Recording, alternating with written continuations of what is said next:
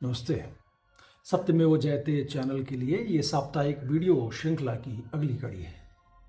जैसा कि आपको मालूम है, मैं कुछ सप्ताह से चुनाव को लेके वीडियोस बना रहा हूँ। चुनाव पर मुझे लगता है कि ये मेरी पहली कोशिश है, मेरा पहला प्रयास है, क्योंकि मैं बिहार में हूँ और बिहार में चुनाव का माहौल है। पहले चरण का चुनाव हो चुका है, दूसरे चरण का चुनाव 11 तारीख को है। तो चुनाव पे मैंने कुछ मेरे जो मत हैं, मैंने जो बिहार को करीब से देखा है या पॉलिटिक्स में जो मेरी थोड़ी सी रुचि है, मैं बहुत ज़्यादा रुचि नहीं रखता हूँ, लेकिन बिहार की सामाजिक परिस्थिति को मैं समझता हूँ, क्योंकि मैं बिहार से आता हूँ। मैं 10th क्लास तक बिहार में था, इसके बाद 11th भी बिहार से, ग्रेजुएशन तक भी बिहार में ही मैं रहा, और उसके बाद फिर मैं दिल्ली गया था। तो इतने सालों में बिहार को जो मैंने देखा है, समझा है, सीखा है, यहाँ की पॉलिटिक्स को जानने की कोशिश की, तो इस वजह से मैंने ये वीडियोस बनाए हैं। बाकी तो चैनल्स वाले सब देखते ही, आप बड़े बड़े चैनल्स हैं जो भी आजकल बिहार में हैं और वो तमाम वीडियोस बना रहे हैं। मेरी कोशिश ये है कि मैं उस जनता, जो आम जनता है, जो वोटिंग करती है, उसके नब्ज़ को पकड़ा जाए कि वो चुनाव जब होता है तो वो उसकी मानसिकता क्या होती है। अभी इस एपिसोड में और इस वीडियो में हम बात करेंगे कि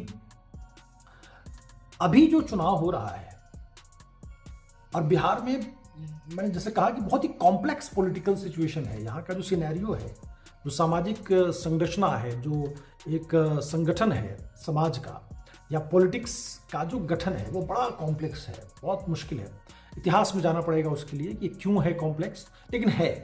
समझना थोड़ा टेढ़ी खीर होता है बिहार के पॉलिटिक्स को, क्योंकि देखिए कई सारे फैक्टर्स मिलके तब एक जनता, जो आम जनता है, वो मूड बनाती है कि मैं किसको वोट करूं। जैसा कि मालूम है आपको कि प्रजातंत्र में, लोकतंत्र में तो किसी पे कोई दबाव नहीं होता है, वो सब स्वच्छंद हैं, स्वतंत्र हैं कि भाई मुझे जिसको मन होगा, मतलब मैं पर्सनली किसी को अच्छा या मुझे लगता है कि उससे मेरा बेनिफिट है, फ़ायदा है, तो उसी पे चुनाव वोटिंग होता है। ये बहुत सिंपल सा अगर देखें तो फॉर्मूला है कि भाई मैं एक आम आदमी हूँ और मुझे ऐसा लगा कि शायद एनडीए या बीजेपी ने मुझे कुछ फ़ायदा पहुंचाया, तो अगला चुनाव होगा तो मैं उसमें वोट कर दूंगा उसके पक्ष में। किसी को आरजेडी से फ़ायदा हुआ, सपोज दैट कि उसको कुछ काम कराना था, लेकिन किसी आरजेडी के लीडर ने उसका काम करवा दिया, तो अगले में उसको उसी को वोट देगा, है ना। तो ये तो बड़ा पर्सनल और सब्जेक्टिव मैटर हो जाता है। लेकिन आम चुनाव पे जब बात करेंगे तो बहुत ही बृहद एक एस्पेक्ट पे बात करनी पड़ेगी, क्योंकि वैसे तो ठीक है, सब अपने अपने मतों का प्रयोग करते हैं, लेकिन पार्टियां तो 3 ही होती हैं या 4 ही होती हैं जो मेन पार्टियां हैं। बाकी तो सब ऐसे स्वतंत्र दल में तो बहुत सारे लोग खड़े होते हैं, है ना। निर्दलीय में जो चुनाव लड़ते हैं तो बहुत सारे लोग होते हैं, लेकिन मेन जो देखा जाए तो लड़ाई जो होती है वो 2 या 3 ही पार्टियों के बीच में होती है। उसमें अगर आप समझें, जैसे भी पहले चरण का चुनाव हुआ, तो आज हम बात करते हैं कि ये आगे हो क्या रहा है, कैसे क्या होगा। मैं कोई भविष्यवक्ता तो हूं नहीं, लेकिन मैं कोशिश करता हूं आपको कि थोड़ा सा ब्रेक किया जाए इस चीज़ को। देखिए पहले चरण का जो चुनाव हुआ है ना, 5 तारीख को, उसमें लोग सबसे मेन जो फैक्टर है जो निकल के आया है वो है कि इस बार का चुनाव, मतलब पिछले इतिहास में, बिहार के चुनाव इतिहास में जितना भी वोटिंग हुआ है उसमें सबसे ज़्यादा वोट इस बार लोगों ने किया है, वो घर से निकल के। अब उसमें कहते हैं कि 2 जो तरह के लोग हैं वो ज़्यादा वोट, एक तो महिलाओं का वोट और दूसरा जो छठ मनाने जो बाहर रहते हैं बिहार से, वो आए हैं और वो रुक गए कि चलो मैं वोट करूंगा, तो उनका जो वोट पड़ा है वो कह रहे हैं कि ये 2 फैक्टर बहुत ज़बरदस्त है, जो सबको ही मान रहा है, इलेक्शन कमीशन से लेकर सब लोगों ने यही कहा। अब चलिए बात करते हैं कि इस पे अगर ऐसा है कि वोट परसेंट बढ़ा है या 12-15% लोगों ने, ज़्यादा लोगों ने वोट किया है, तो वो किसके पक्ष में होगा।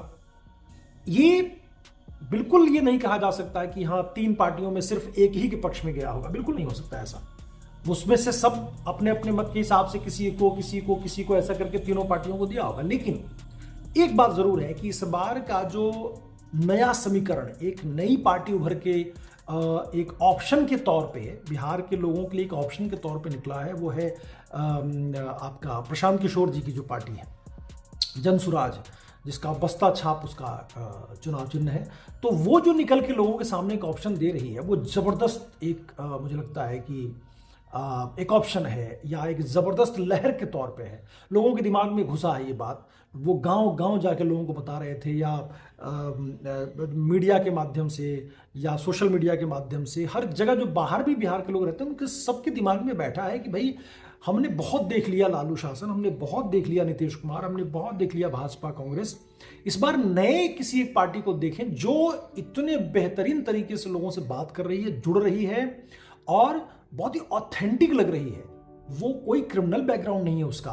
नहीं तो आप देखें तो इतिहास में जाएंगे तो सिर्फ क्रिमिनल ही लोग आप चुनाव में खड़े होते आए हैं। जितनी भी पार्टियां हैं वो सब के सब बाहुबलियों को टिकट दे रही हैं, देती आई हैं आज तक। उन्हीं लोगों ने शासन किया है ना। राजद का शासन जो है आपको पता है कितना भयंकर जंगल राज। जो नीतीश कुमार जी का शासन है वो भी कोई साफ नहीं है, वो भी जंगल राज से कम नहीं है। इतनी जबरदस्त घोटाले हुए हैं। अभी आरके सिंह जी का जो वीडियो आया है कि 62,000 करोड़ का घोटाला हुआ है बिजली विभाग में।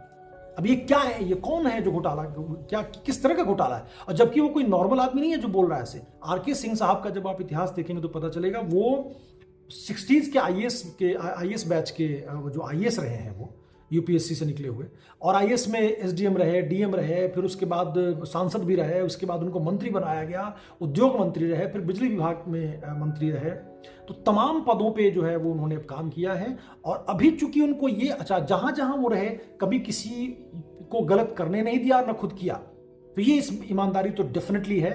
और जब ये बात उजागर हुई है तो भाजपा की जो लीडरशिप है उन्होंने उसको पार्टी से नहीं बल्कि मंत्रालय से मंत्री जो थे उसको बर्खास्त कर दिया। और वो सबके सामने आके अभी बड़े बड़े मीडिया चैनल्स को इंटरव्यू दे रहे हैं और बता रहे हैं कि ये मैंने उजागर किया, ये बहुत बड़ा इतिहास में घोटाला है और इसको मैं उजागर करके रहूंगा चाहे मेरी जान चली जाए। ऐसे ईमानदार आदमी कहां मिलेगा आपको? ये जबरदस्त। आज भी लोग कहते हैं ना कि बेईमान है, भ्रष्ट है सब जगह, लेकिन वही जो 1% ईमानदार होता है ना, वो पूरा सिस्टम हिला देता है। वो पूरा समझिए कि जो गलत करने वाले लोग हैं उसके मनोबल को तोड़ देता है। तो यार के सिंह वैसे ही हैं, इन्होंने बेहतरीन तरीके से घोटाले को उजागर किया है। तो ये 62,000 करोड़ कहाँ लालू के राज में? वो कहते हैं कि चारा घोटाला हो गया, 900 करोड़ का घोटाला। यहां तो हजारों करोड़ का, 25 मतलब 62,000 करोड़। माय गॉड, आप सोचो कितने शून्य होते हैं 62,000 करोड़ में। गिनते गिनते आप गिन ही नहीं सकते, इतना बड़ा घोटाला है। तो ये तो घोटालों का और पूरा जंगल राज ही चल रहा है, कुछ ऐसा साफ नहीं है। दिन दहाड़े मार देता है गोली।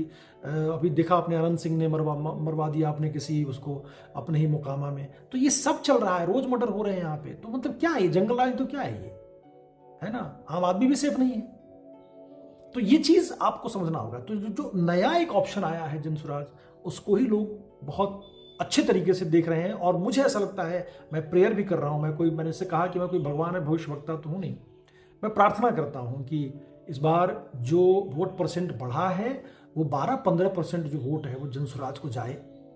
खुल के मैं कह रहा हूं। और ये जो जंगल राज है, जो कुशासन है, उससे मुक्ति मिले। बिहारियों को एक अच्छा राजा यहां देखने को मिले, एक अच्छा मुख्यमंत्री मिले, अच्छे विधायक मिले जो अपने अपने क्षेत्र में बहुत ईमानदारी से काम कर सकें।